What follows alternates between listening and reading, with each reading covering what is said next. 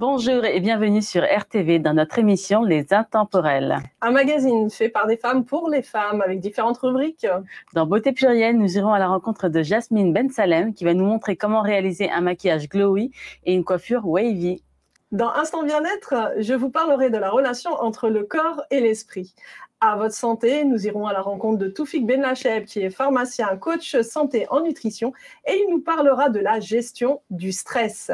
Dans Culturez-vous, nous irons à la rencontre du groupe folklore Gamaoun Mokhtar pour une soirée tunisienne. Et dans On a testé pour vous, Inda va nous montrer comment elle s'est amusée à l'exposition Popper à la Villette. Bonjour Founé. Bonjour Inda. Comment tu vas? Très bien, merci. Comment on peut le dire encore dans d'autres langues? Beaucoup de bonnes choses. Oui, beaucoup de bonnes bonne choses. fête. Et des good vibes surtout. Ça c'est super important. Donc les bonnes énergies.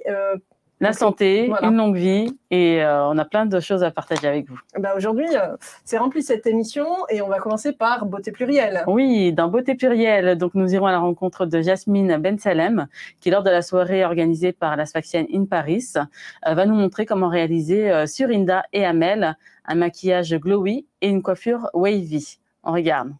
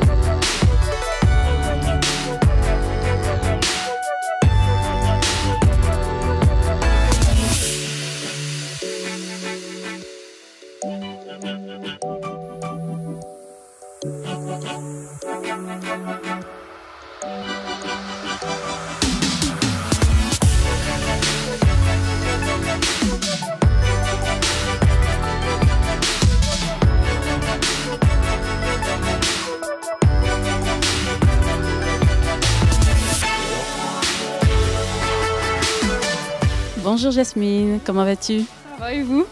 Très bien. Alors, est-ce que tu peux te présenter s'il te plaît? Je m'appelle Jasmine, j'ai 22 ans. J'ai fait une école de maquillage il y a 1 an. Et j'ai fait, là je suis en BP coiffure, donc pour plus tard ouvrir mon salon. Super, c'est un très très beau projet. Et donc tu as commencé depuis que tu as fait l'école de maquillage ou tu avais commencé avant? Non, dès que j'ai fait l'école de maquillage, avant je ne savais pas trop dans quel domaine je voulais être, mais vraiment le maquillage ça m'a toujours plu. Et du coup j'ai fait sur 1 an, j'ai fait du maquillage mode, j'ai fait aussi du maquillage effets spéciaux, j'ai fait le body painting, j'ai fait un peu du maquillage artistique. En fait j'ai fait un peu de tout. Super, c'est très très varié. Alors que comptes-tu faire comme mise en beauté pour notre chère Inda? Alors des wavy, des petites boucles. Et au niveau du maquillage, on va faire un beau teint, parce que le teint c'est le plus important. Et au niveau des yeux, ça dépendra de notre client, si elle veut quelque chose de plus sophistiqué ou plus naturel, on verra bien, ou quelque chose d'un peu glowy. Inda, naturel ou sophistiqué? Sophistiqué, la totale, hein. je profite. Tu as bien raison de profiter, on a hâte de voir le résultat.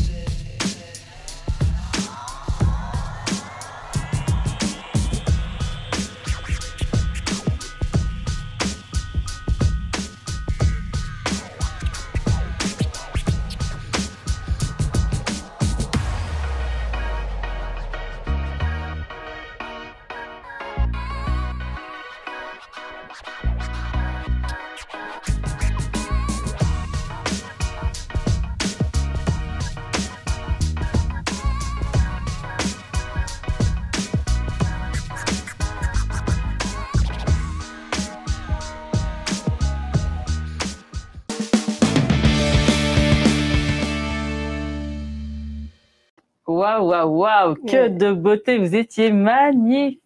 Merci Founé, merci. Mais bon, elle nous a sublimé aussi, Yasmine Ben Salem, vraiment. Et moi, je connaissais pas ce que c'était que la coiffure wavy et le maquillage glowy. Oh là là. tu vas nous parler de ça. Bah oui, oui, je vais vous expliquer tout ça. En fait, la coiffure wavy, c'est une coiffure en fait qui donne l'effet de sortie de plage. Vous voyez, quand on est en maillot de bain, qu'on a l'eau ou en burkini, oui. On a l'eau sur les cheveux du coup, ça crée des petites vagues et voilà. Donc c'est pour ça qu'on appelle ça une coiffure wavy et qui est très glamour, qui peut être utilisée beaucoup pour aller dans des mariages, également pour tous les jours. Donc en fonction de l'effet qu'on souhaite, on peut plus ou moins l'avoir avec une structure vraiment définie ou un côté un peu beaucoup plus relâché. Dis-moi, c'est pour tout type de cheveux? Pour tous les types de cheveux, et oui, pour tous les types de cheveux, que vous ayez les cheveux lisses, que vous ayez les cheveux frisés, crépus, bouclés. En fait, il suffit de faire un brushing juste avant, de bien lisser les cheveux et ensuite de réaliser des boucles. Des boucles, comme vous voyez sur la vidéo, Jasmine crée la boucle et ensuite elle enroule avec son doigt pour un effet plus naturel, un wavy plus naturel. Donc, il faut utiliser le doigt quand le cheveu est encore chaud, après avoir passé le fer. D'accord. Alors, dis-moi, plus un carré wavy ou des cheveux longs wavy? Moi, j'aime sur les deux. J'aime sur les deux. Cheveux longs wavy, il y a vraiment le côté glamour et aussi sur les cheveux courts, hein, sur un carré. Donc, ça fait deux effets complètement différents qu'on peut voir justement dans cette vidéo. Et toutes les deux, vous avez vraiment un look très, très glamour. Voilà. Et déjà, quand on voit qu'elle fait les boucles et que les boucles sont définies, je trouvais ça déjà magnifique. Ouais. Et ensuite, elle les brosse pour vraiment avoir l'effet, un effet unique en fait de vague sur les cheveux. Et c'est juste sublime, très classe. On a vu ensemble tout à l'heure justement sur des cheveux longs, oui. Mais ça faisait un peu bizarre. Donc, tu nous parlais qu'il fallait espacer. Oui, en fait, idéalement, moi, je trouve que c'est beaucoup plus joli. Après, c'est en fonction des goûts, hein, puisque les goûts et les couleurs ne se discutent pas. Mais moi, je trouve que c'est plus joli quand les boucles sont assez espacées. C'est-à-dire qu'en fait, il faut utiliser un fer avec un gros calibre pour vraiment avoir des boucles plus grosses. Et donc, du coup, ça fera un effet plus espacé. Après, si on préfère avoir vraiment un effet resserré, on va utiliser un fer à lisser plus fin ou plus gros. Donc, le tout est être dans la moyenne. Prenez un fer moyen ou ce que vous avez aussi à disposition. Et vous pouvez toujours le retravailler avec le doigt pour donner la forme que vous souhaitez. Alors, tu me disais aussi qu'aujourd'hui, donc c'est un peu la mode des mariés de faire ça. Oui, oui, c'est ce qu'on a vu aussi, ce qu'on regardait tout à l'heure, oui. C'est que beaucoup de mariés, c'est vraiment une coiffure tendance pour les mariages. Donc, les femmes se créent des coiffures wavy, donc elles demandent à leur coiffeuse de le réaliser. Ça fait vraiment très glamour et en même temps un petit côté rétro. Et c'est juste accessoirisé avec une barrette, avec un bijou de mariée, une fleur aussi, c'est très joli avec une fleur. Et voilà, en toutes circonstances, que ce soit pour un mariage, avec un diadème aussi, c'est magnifique. Vraiment avec un diadème aussi, ouais, ça fait un très bel effet aussi. Ou un bijou de tête, tu sais les bijoux qui passent sur le front, ça fait très chic, très glamour. Donc voilà, vous avez plein d'idées pour être sublimé pendant l'été. Alors parle-nous maintenant du maquillage glowy. Alors le maquillage glowy, donc c'est un maquillage qui va être lumineux, qui va mettre en avant les zones de lumière. Ça va être l'arête du nez, les pommettes, l'arcade sourcilière, juste sur la commissure des lèvres. Et donc, ça va apporter plus de lumière. Et donc, c'est pour ça qu'on appelle un peu glowy, un peu brillant. Et pour cela, on va utiliser un highlighter liquide ou un highlighter en poudre. Et en fonction de l'effet souhaité, en fait, on va disposer donc sur les zones que je viens de vous citer. D'accord. Donc, il faut savoir que cette soirée, donc c'était la soirée ramadanesque du 22 avril de l'association Espoir de Demain, parce que la Sfaxienne in Paris, elle est aussi présidente de l'association Espoir de Demain, qui œuvre pour faire des paniers de Ramadan ou des paniers hors du Ramadan, bien sûr, pour les plus démunis, acheter des cadeaux aussi, donc pour la fête de l'Aïd, des cadeaux pour les enfants orphelins, des vêtements et tellement d'autres actions qu'elle fait aussi. Donc, c'est vrai que... En plus d'être magnifique, c'est une belle personne, une belle âme qui vient en aide aux nécessiteux. C'est ça. Et je pense que c'est ça, c'est allier l'utile à l'agréable et de pouvoir, encore une fois, dire que nous sommes utiles pour notre humanité et aussi pour les autres. Ça, c'est important. Très important. Alors, après cette beauté plurielle, où est-ce qu'on va aller? Ah, qu'est-ce que tu veux nous apprendre alors? Alors, on va aller à l'instant bien-être. Et là, je vais vous expliquer la relation entre le corps et l'esprit. On va regarder?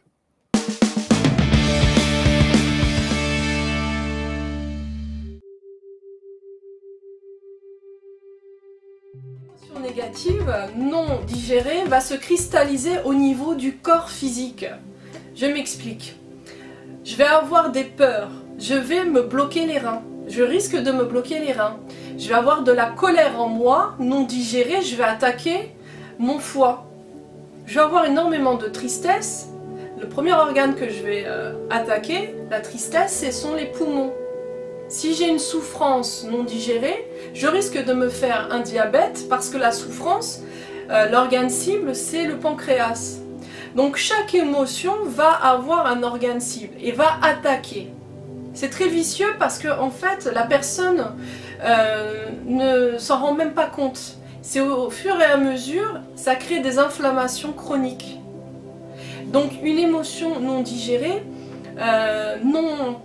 qu'il n'y ait pas de prise de conscience, va attaquer son propre organisme. Je suis moi-même autodestructeur en tant qu'être humain. C'est mes propres émotions qui vont m'attaquer. Donc ce qui est très important, c'est de comprendre la relation qu'il y a entre le corps, l'âme et l'esprit. Donc cette relation-là, c'est une relation d'équilibre. S'il y a un corps qui soit émotionnel, qui soit spirituel ou qui soit au niveau physique, qui est déséquilibré, c'est l'autre qui va compenser. Et donc c'est l'autre qui va s'exprimer à la place de l'émotionnel parce que la personne a voulu refouler un traumatisme qui est trop violent. Donc ce traumatisme va au niveau inconscient. Et au niveau inconscient, l'inconscient va lui-même créer la pathologie. Combien de femmes vont se créer des cancers du sein ou de l'utérus? Après, c'est pas tout le monde, mais combien vont se créer justement au niveau émotionnel des cancers parce qu'il y a eu soit la perte d'un enfant, soit un divorce. Il y a réellement une relation entre le corps, l'âme et l'esprit. Et ça, il faut vraiment le prendre en considération parce que si on apprend à comprendre son corps, à comprendre son émotionnel, on évitera de se faire des maladies graves qui sont là pour nous faire un cri d'alerte et nous dire voilà, t'as pas travaillé sur toi, t'as voulu justement mettre en arrière ou mettre de côté ton émotion négative qui était trop douloureuse pour toi, mais moi le corps, je prends la place, je prends ta place pour m'exprimer et je m'exprime sous forme de maladie. Voilà comment ça fonctionne justement cette relation entre le corps et l'esprit.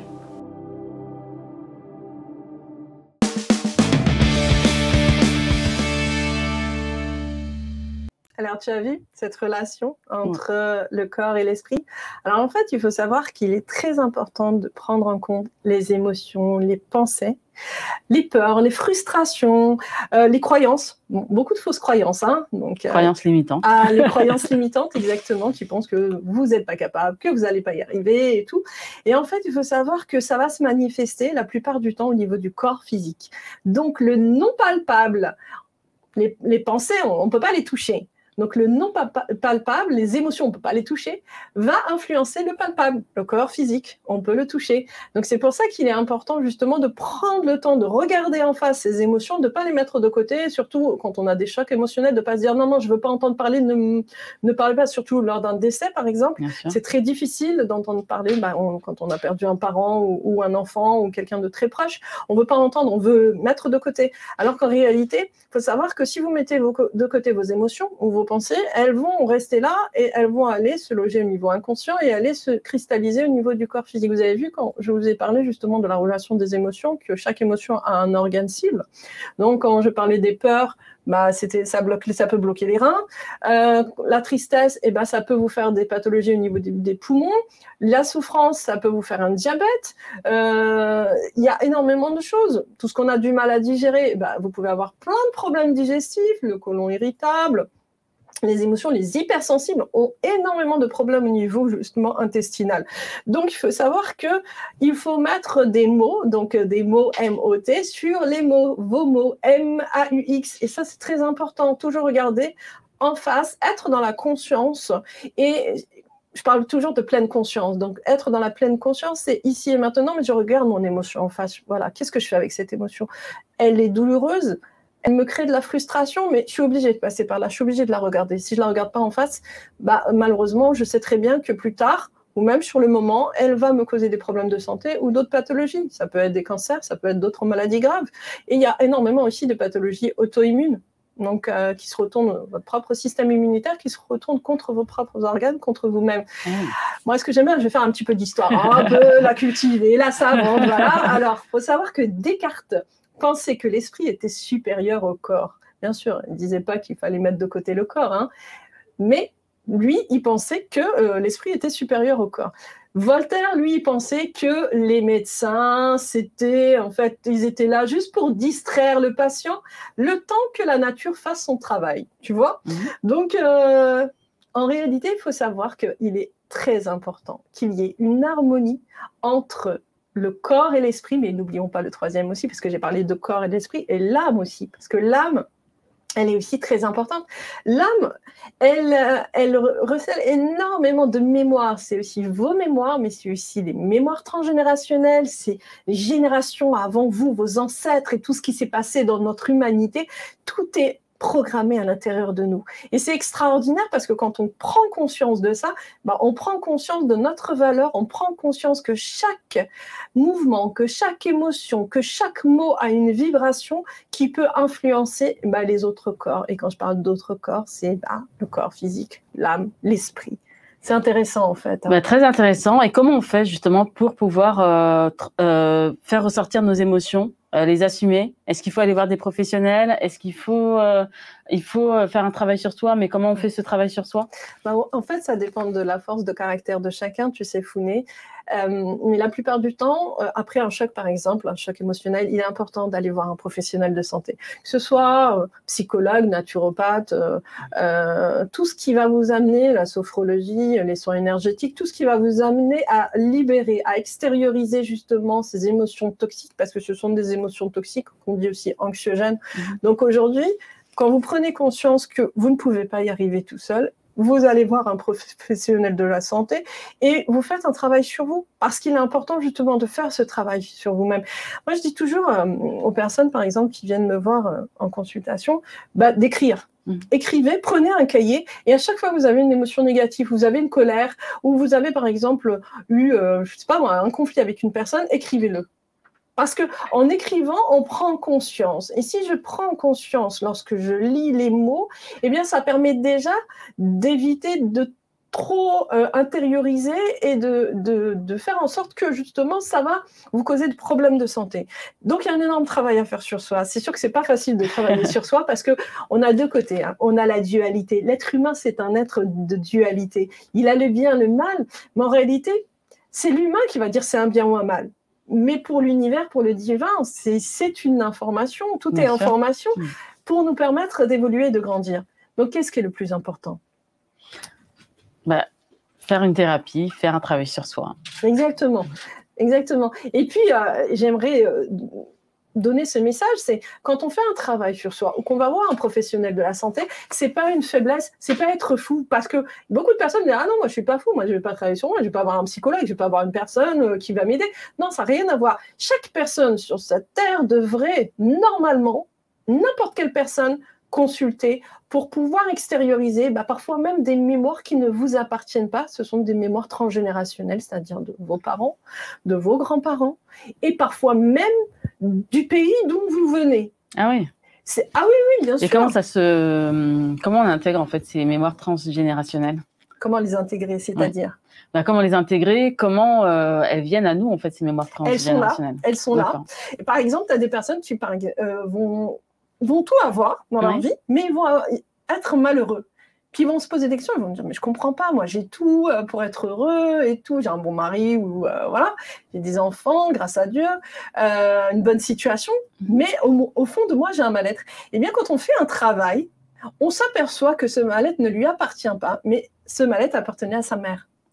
D'accord. C'est ça aussi la mémoire transgénérationnelle. Mais tant que vous ne travaillez pas sur vous, vous ne pouvez pas prendre conscience que malheureusement, ça ne vous appartient pas.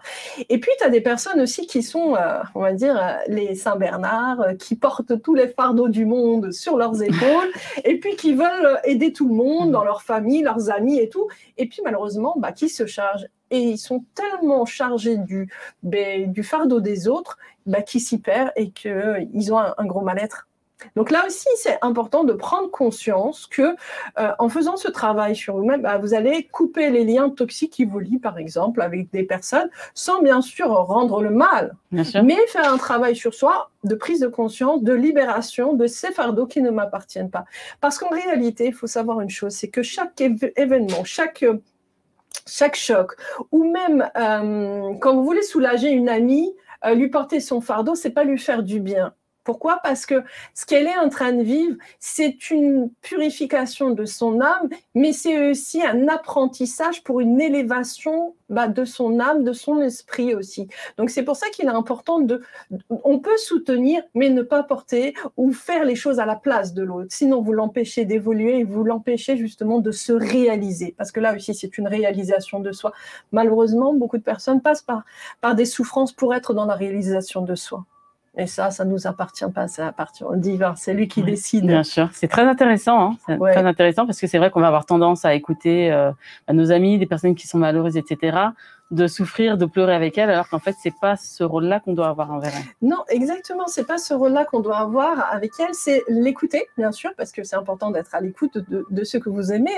Des fois, on est à l'écoute de ceux qu'on ne connaît même pas, donc comme on dit, il faut déjà commencer par ceux qui sont proches de nous. Bien sûr. Mais plus on apprend à travailler sur soi, plus on déprogramme toutes ces mémoires et puis toutes ces croyances limitantes. Quand on se dit « oui, non, moi, j'y arriverai pas, j'ai pas de chance dans ma vie », non, c'est une croyance limitante parce qu'en réalité, tout est possible. C'est juste le pouvoir de la pensée positive et de la loi de l'attraction. J'attire à moi ce que je suis et ce que je pense. Donc, si vous pensez que vous n'y arriverez pas, vous n'allez pas y arriver. Mais si vous pensez qu'au contraire, aujourd'hui, est un nouveau jour. Et chaque jour est une renaissance. Eh bien, si vous le comprenez, eh bien, vous avancez et puis vous pouvez faire en sorte que votre vie soit meilleure. C'est surtout ça. Très beau message. Voilà. Alors après cet instant bien-être, nous allons aller à votre santé. Exactement. Et à votre santé, on va aller à la rencontre de Toufik Benlached, qui est pharmacien, coach santé et nutrition. Et il donne de très, très bons conseils justement pour aller, on est dedans, dans la gestion du stress. On regarde et on revient.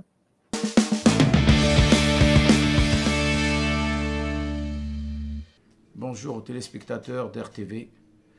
J'ai 4 minutes pour vous parler de la gestion du stress. Donc, la première des choses, il faut se réveiller avec des pensées positives. Positives, toujours. Après, vous rentrez dans les pensées négatives. Il faut bien commencer la journée. La deuxième des choses, il faut faire attention à l'alimentation. Le sucre, l'addiction au sucre provoque le stress. Parce que quand on prend beaucoup de sucre, on est bien. Après, dès qu'on est en manque de sucre, on revient et c'est le stress qui s'installe. Surtout le sucre, bien sûr, plus autre chose, toute alimentation toxique, les laitages, les laits de vache, les alimentations transformées, le fast-food que j'appelle moi, les fast-food ou fast-mood. Tout ça, c'est très très mauvais. Il faut avoir une alimentation qui nous ramène tous les nutriments dont le corps a besoin pour pouvoir gérer le stress. Le stress un petit peu sur l'immunité aussi. Il faut éviter les addictions. Les addictions, voilà, le tabac, l'alcool, les psychotropes, la dépendance des psychotropes, tout ce qui est addictif et génère du stress. Tant qu'on est en manque, on est en plein stress. Le stress, ça peut être une tachycardie, ça peut être un mal-être, ça peut être la nervosité. Voilà. La respiration. Je conseille le Wim Hof. Wim Hof.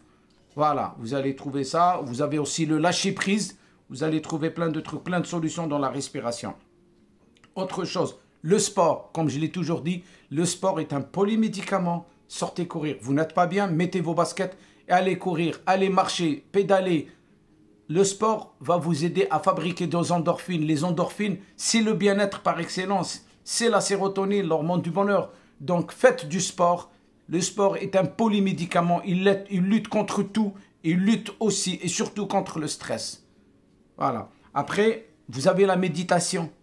Chez nous les musulmans, c'est le dhikr. Wa bi dhikrillahi tatma'inna al-qulub. Voilà, subhanallah, alhamdulillah, la ilaha illallah, akbar. Vous allez voir que ça va vous donner, surtout si vous le faites en marchant. Vous faites du sport et vous faites de la méditation, le dhikr. C'est magnifique. Mais chacun peut méditer à sa façon. Moi, je parle de ce que je sais en tant que musulman. Vous avez le lâcher prise, lâcher. Ce que vous ne pouvez pas changer dans votre vie, lâchez. Laissez passer. Vous ne pouvez rien faire. Vous avez un décès dans la famille, on ne peut rien faire. Tout ce qu'on peut faire, c'est des invocations pour le mort et faire de la sadaqa. Voilà, faire de l'aumône. Et voilà, accepter. C'est vrai que c'est très difficile. Les séparations ici, acceptez de vous séparer. C'est comme ça, c'est le lâcher prise. Ce que vous ne pouvez pas changer, vous l'acceptez dans votre vie et c'est tout. Ça ne servira à rien. Après, le plus important, je vais vous parler de supplémentation. Le minéral numéro 1 anti-stress par excellence, c'est le magnésium, sous forme de bisglycinate. Voilà, bisglycinate. Il y a d'autres formes qui sont bien aussi, glycérophosphate de magnésium et tout.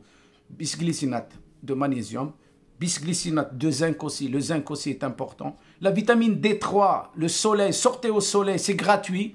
Voilà, le soleil, ça va vous donner de la vitamine D3 qui régule un peu tout. Elle agit un peu partout, la vitamine D3.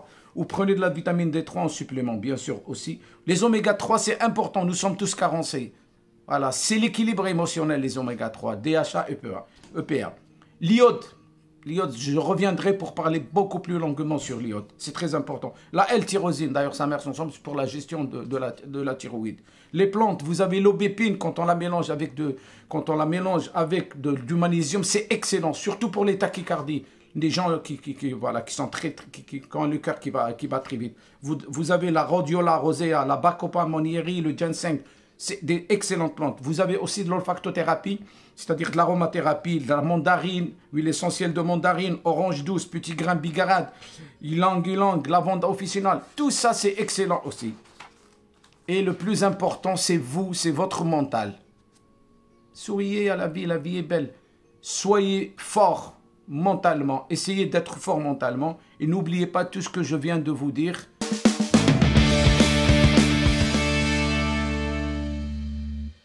Et oui, très beau reportage de Toufik Benlachem qui nous a parlé, donc nous donner des clés pour la gestion du stress.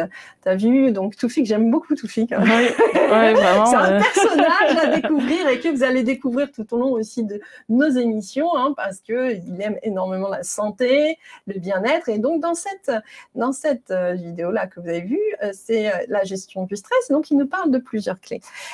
Alors, il nous parle justement des pensées positives. C'est ce que je disais, les pensées positives pour bien commencer la journée. Voilà, ceux qui se réveillent le matin avec des pensées négatives, vous pouvez être sûr que toute votre journée, la loi de l'attraction, vous allez dire, mais c'est pas possible, c'est pas ma journée, je me suis levé du mauvais pied. Mais non, en réalité, il faut commencer par des pensées positives. Se dire Dieu merci, je suis debout, se regarder dans le miroir et se dire je suis belle, au lieu de se dire oh là là, quelle tête. Voilà, ça, déjà, on a déjà une pensée négative. Voilà, exactement. Il faut savoir s'aimer, il faut se dire voilà, oui, je suis belle, je me sens bien dans ma peau. Et je vais passer une très bonne journée aujourd'hui. Voilà. C'est ça, exactement. Il faut programmer. Tout est programmation de toute façon. Donc, il est important de programmer votre journée. Vous vous levez le matin. Merci, mon Dieu. Je respire. Merci, mon Dieu. Je suis encore vivante parce que le sommeil, c'est une petite mort. On le sait très bien, le voyage de l'âme et tout. Donc là, lorsqu'on se réveille, merci, je souris à la vie. Gratitude. Oui, gratitude. J'aime beaucoup le mot gratitude. Gratitude. Ah oui, ça c'est sûr. Et puis surtout, quand il n'y a pas le soleil, mais au moins il y a le soleil dans le cœur. Et ça, c'est important justement de garder le soleil dans le cœur.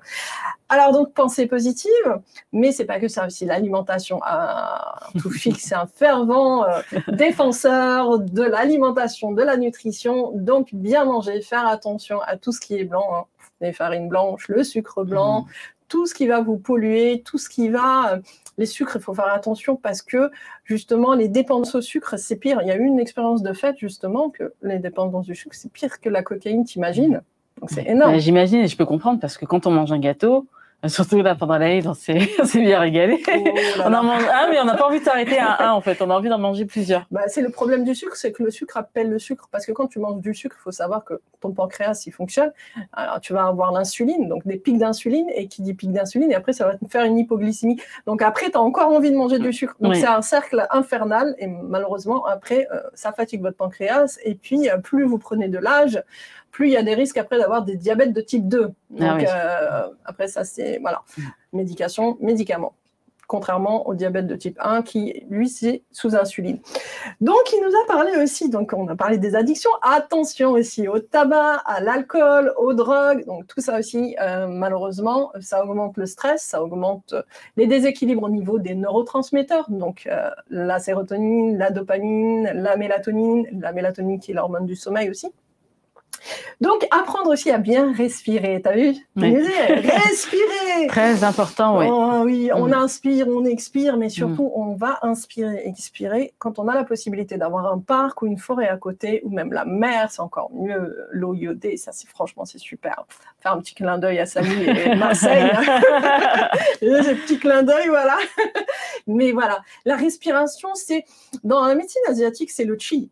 Où ils disent le ki aussi. Donc, c'est important. La respiration, c'est vraiment prendre conscience de votre respiration. C'est ça aussi, c'est respirer dans la pleine conscience. Et ça aussi, c'est important. Donc, si je respire bien, donc je vais agir au niveau de mon corps, de mon organisme. Je vais éviter d'avoir trop de toxiques et de toxines, de déchets, de radicaux libres. Et puis, je vais agir aussi comme quand on respire dans la pleine nature. Eh bien, la nature, il faut savoir, ce sont des ions négatifs qui vont contrebalancer l'excès d'ions positifs dû au stress, à la pollution électromagnétique, au portable, tout ça va influencer votre corps et va influencer votre émotionnel. Donc, bien respirer, c'est très important. On entend de plus en plus parler de la cohérence cardiaque, de faire des exercices de cohérence cardiaque justement dans la gestion du stress, dans la gestion d'une émotion immédiate. On est en colère, faire un exercice de cohérence cardiaque. Oui. Est-ce que tu peux nous en dire un peu plus sur c'est aussi pareil, la cohérence cardiaque, c'est aussi dans la respiration. Hein. Tu peux faire 5 minutes de cohérence cardiaque, 10 minutes. C'est respirer en rythme avec son cœur, c'est ça? On inspire. Et on souffle. Donc, il y en a qui vont inspirer par le nez et souffler par la bouche. D'autres qui vont inspirer par le nez et souffler par le nez. Pareil, inspirer et expirer par le nez. D'autres qui vont inspirer, ensuite qui vont bloquer la respiration, 5 secondes, et on ressouffle. D'accord. Et tout ça, ça fait partie de la cohérence cardiaque. Exactement. Tout ça, ça fait partie de la cohérence cardiaque. C'est prendre conscience de sa respiration encore et permettre justement de ralentir le rythme cardiaque, d'agir aussi au niveau des pensées polluantes et surtout du cerveau limbique. Parce que tu as des personnes, par exemple, qui sont dans une rumination mentale. Bah, ces personnes-là, ils ont une activation énorme de leur cerveau limbique, la rumination mentale. C'est le petit vélo un petit peu, tu connais le petit vélo dans la tête, donc c'est un peu ça. Donc, le petit vélo dans la tête, donc en fait, eh bien, permettre la cohérence cardiaque permet d'endormir, d'abaisser, voilà, d'apaiser, je veux dire, pas abaisser, mais apaiser le mental pour permettre justement de lâcher prise. Voilà, ça aussi, il parlait aussi du lâcher prise, justement. Le lâcher prise, c'est très important. Personne, il dit, mais lâche prise, mais vas-y, je comprends pas ce mot-là, lâche prise, j'ai du mal à lâcher prise parce que c'est vrai. En réalité, le mental ne veut pas lâcher prise. Le mental, quand il devient le maître, qu'est-ce qu'il fait? Eh bien, il vous torture. En réalité, votre mental, votre ego, il doit vous servir. Il doit être votre compagnon et pas le maître. Parce que quand il devient le maître, malheureusement, c'est là où vous allez avoir des angoisses, c'est là où vous allez avoir justement des pensées toxiques et que vous allez vous sentir vraiment très mal et des crises d'angoisse aussi, pareil. Donc, c'est pour ça qu'il est important de travailler le lâcher-prise. Mais ça, c'est aussi parler de méditation aussi. Toufi qui parlait de méditation, il a parlé de tellement de choses. Méditation, le sport qui va permettre de fabriquer des endorphines, vous permettre d'être bien et tout, zen attitude, ça fait du bien. Oh, ouais. Tellement de bien. Voilà. Et puis, vous permettre justement d'accepter. Ça aussi, c'est important. L'acceptation des choses. C'est-à-dire, laissez partir ce qui doit partir. Si ça ne va pas avec une personne, laissez-la partir. Si vous n'êtes pas bien on va dire, dans un travail, quittez le travail. Si vous allez dire oui, mais j'ai peur parce qu'aujourd'hui on a peur. Non, non, non, non, arrêtez avec vos peurs, arrêtez. Si vous avez confiance, croire en soi. Si vous avez la croyance, vraiment une foi importante au divin, vous n'avez peur de rien. Pourquoi? Parce que l'inconnu, c'est le divin, c'est le champ de tous les possibles. Donc en réalité, ce sont vos propres peurs, c'est votre mental qui vous empêche de vous réaliser, de rayonner, puis d'accepter. Accepter de laisser partir ce qui doit partir. Ça aussi, ça fait partie de la gestion du stress. Tu vois? Puis après, en tant que naturopathe, il y a énormément de compléments alimentaires, de vitamines, des plantes. Bon, déjà, il faut prendre des oméga 3, la vitamine D3. Quelles huiles essentielles on peut prendre justement pour gérer le stress? Alors, les huiles essentielles, il y en a plusieurs. Il y a plusieurs. Vous avez ylang-ylang, vous avez aussi la lavande vraie. Bon, il ne faut pas être allergique à la lavande, hein. Donc voilà, hein, attention, hein, bien utiliser, demander conseil à des professionnels de santé parce que l'aromathérapie, les huiles essentielles, on ne les utilise pas comme ça. Il faut faire attention, tout dépend de la sensibilité, c'est pour ça. Et puis il y a aussi les agrumes, aussi. Le citron, la mandarine, il y a aussi le néroli, qui est une belle plante, enfin une belle fleur. Néroli qui apaise. Il y a énormément de, comment dire, il y a le laurier noble. Vous prenez l'huile essentielle de laurier noble avec aussi le ravinsara. Vous mettez quelques gouttes le long de la colonne vertébrale. Oh, je vous raconte pas, ça vous permet d'être shooté, mais de lâcher prise aussi. Vraiment, c'est super. On rappelle aussi, l'huile essentielle, idéalement, il faut la mélanger avec une huile neutre. Oui, on peut la mettre. Par exemple, pour le stress, moi j'aime bien massage d'huile végétale de millepertuis. Donc, c'est connu le millepertuis. On peut mettre aussi la rose musquée, parce que la rose musquée, c'est énergisant, c'est aussi apaisant. Puis, l'odeur, ça vous permet vraiment de vous sentir bien, là, avec les fleurs. Et puis, voilà. Et il y a aussi des plantes comme, par exemple, le griffonia qui est un précurseur de la sérotonine, le rhodiola qui est une plante adaptogène, qui va permettre aussi d'agir au niveau, par exemple, de la fatigue physique ou émotionnelle. Donc, il y a beaucoup d'étudiants qui prennent le rhodiola quand ils ont plein de partiels et tout, ils prennent le rhodiola. Et puis, il y a aussi le millepertuis aussi, qui est considéré comme, entre guillemets, parce que ici, antidépresseur naturel, mais entre guillemets, voilà. Il y a plein, la Valeria, Nescolzia, puis on pourrait en dire plein d'autres. Il y a énormément. Mais bon, moi, je vais vous dire un secret. Le meilleur secret, c'est comme tout, c'est l'amour. Le meilleur antidépresseur naturel, c'est d'aimer et d'être aimé. Voilà. Beaucoup de personnes fuient l'amour parce qu'ils ont été blessés. Si je peux donner un conseil, un humain ne peut pas vivre sans amour. Le meilleur des amours, moi je dis pour ceux qui sont croyants, c'est l'amour divin. Bien sûr. Et ensuite, c'est justement le prophète, sallallahu alayhi wa sallam, et nos parents et nos enfants. Mais... et aussi le couple, qui est important. Il faut être avec des personnes qui vous aiment réellement, qui vous aiment sincèrement et qui vous aiment pour vous, qui ne veulent pas vous changer. Et quand vous êtes vraiment avec la bonne personne, ce qu'on appelle le couple spirituel, alors là, vous vous éveillez, vous montez en vibration et puis vous êtes tellement sur un nuage que le stress, c'est quoi le stress? Oh là là, avec tout ça, on va aller où? On va aller faire un peu de culture avec le groupe Gamaoun Mokhtar lors d'un folklore tunisien dans la soirée ramadanesque de Amel, la Sfaxienne in Paris. Regardons. Ouais.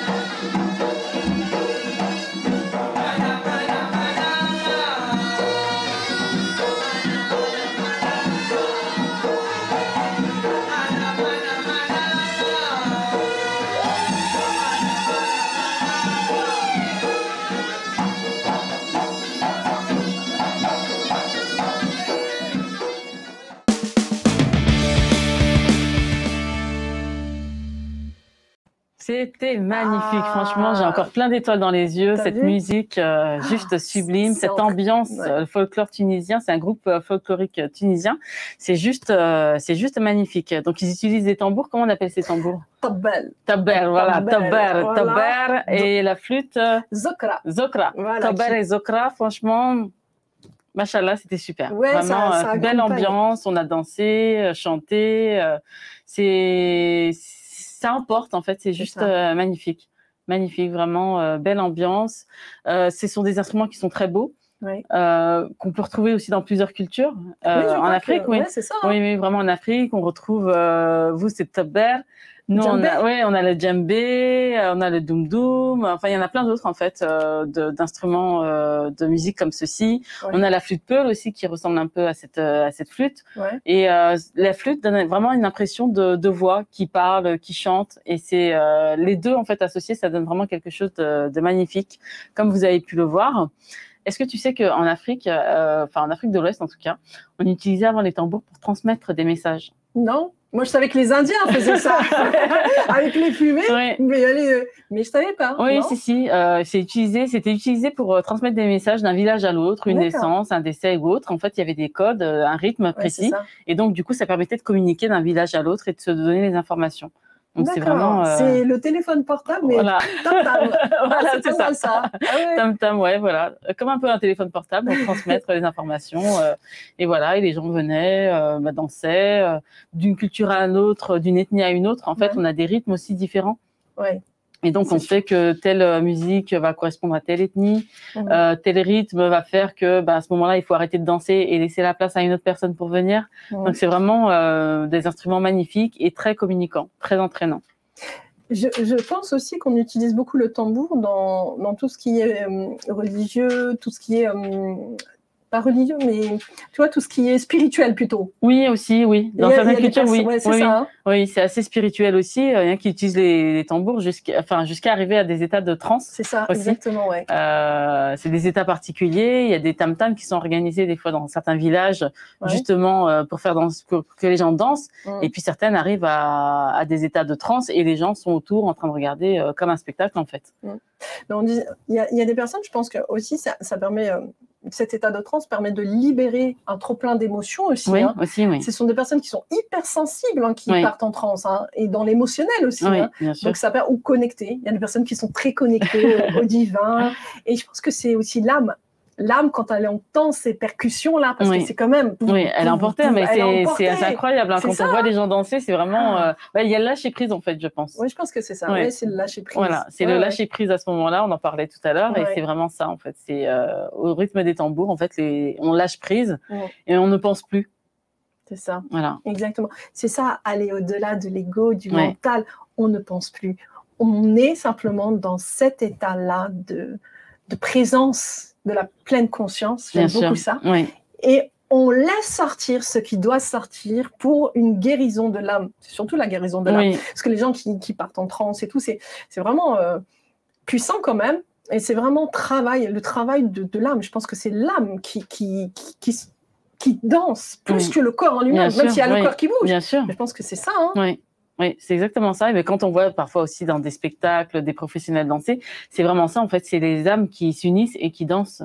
C'est ça. Au rythme de ces magnifiques tambours, de ces percussions. Et c'est vrai que là, on a vu la troupe de musique traditionnelle qui vient de Tunisie. Enfin, c'est une troupe tunisienne de Mokhtar Gamaoun. Oui. Donc, ils ont l'habitude, on les appelle pour les mariages, on les appelle pour les cérémonies, pour les manifestations, pour les soirées aussi caritatives. Donc, ils sont un peu partout parce qu'ils mettent de l'ambiance là où ils sont. Ils arrivent avec leur tenue traditionnelle. Ouais. Oui, en plus, c'est magnifique, les tenues. C'est un voyage. Eh oui, un voyage avec Tabbel, Zokra et tout, et qui permet justement de lâcher prise, comme tu dis.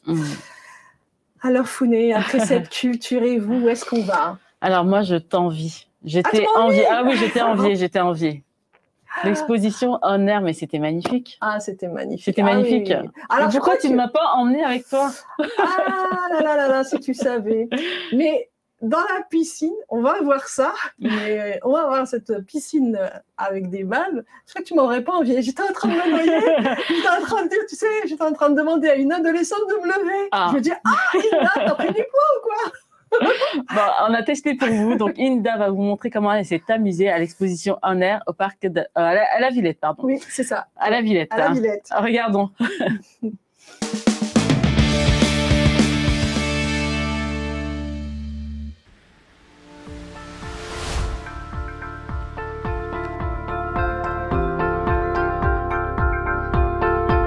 Ballon Museum, c'est une expo qui vient de Rome. On a eu 500 000 entrées à Rome.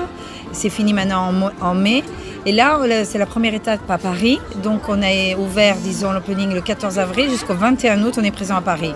Donc, c'est des artistes internationaux. Il y a des installations avec les ballons, etc. Le ballon, parce que c'est pop air. Et surtout, c'est un retour, c'est pour les enfants, mais c'est aussi pour les familles, pour les adultes, un retour à une régression donc, quand on était petit. Et donc, les ballons, la plus grosse installation, c'est Hypercosmo, que vous avez vu la première installation, où il y a 1 million de balles en caoutchouc, 400 000 ballons, tous biodégradables.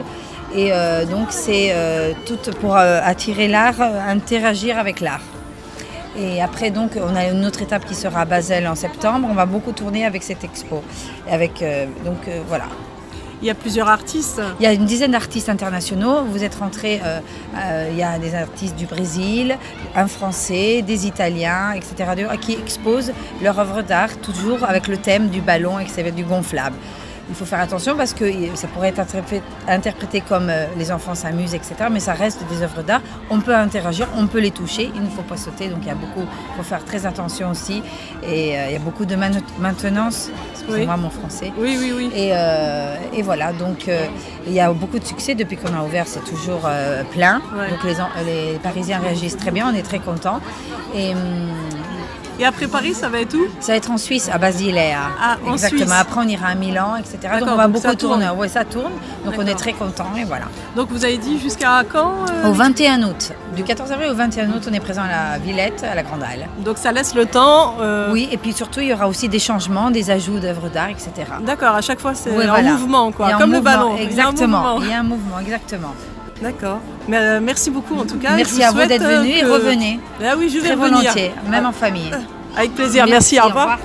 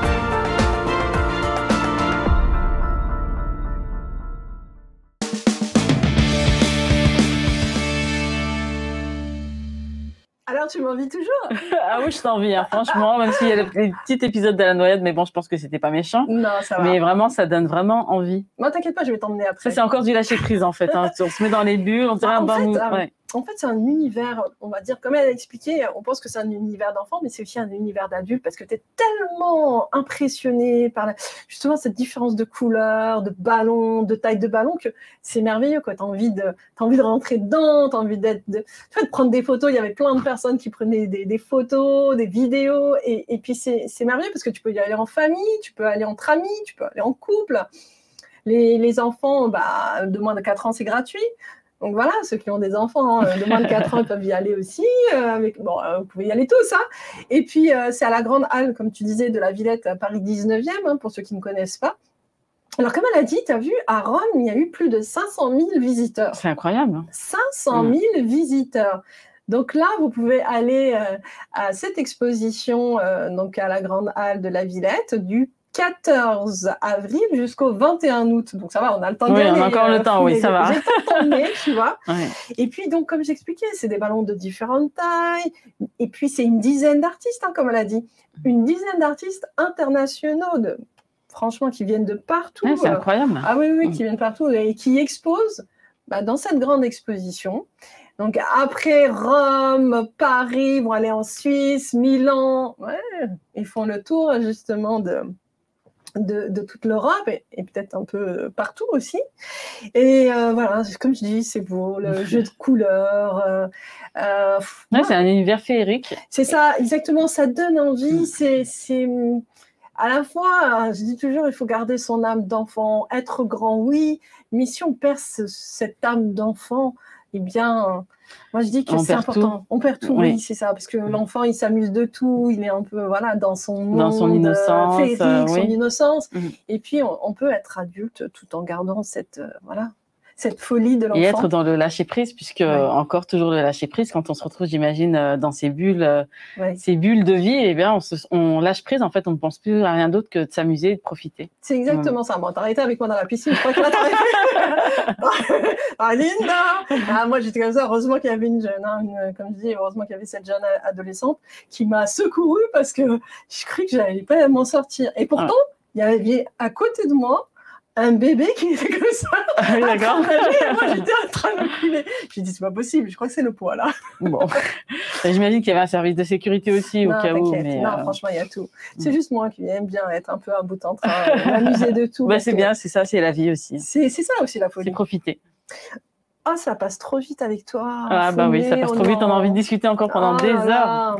Mais c'est pour ça qu'on va se retrouver encore la semaine prochaine. Oui, franchement, on a beaucoup de choses à vous faire découvrir la semaine prochaine. Ah oui, aussi, oui. C'était des moments de partage encore de mieux en mieux. Ouf, on dit au revoir. Oui. Je suis bien triste. En tout cas, merci de nous avoir suivis dans cette émission des Intemporels. Et puis, on se dit à la semaine prochaine pour d'autres rendez-vous, d'autres rencontres. D'autres découvertes. Ah ouais, avec beaucoup de beauté, de bien-être, de santé. De culture. Et on a testé pour vous. Ciao, ciao. À bientôt.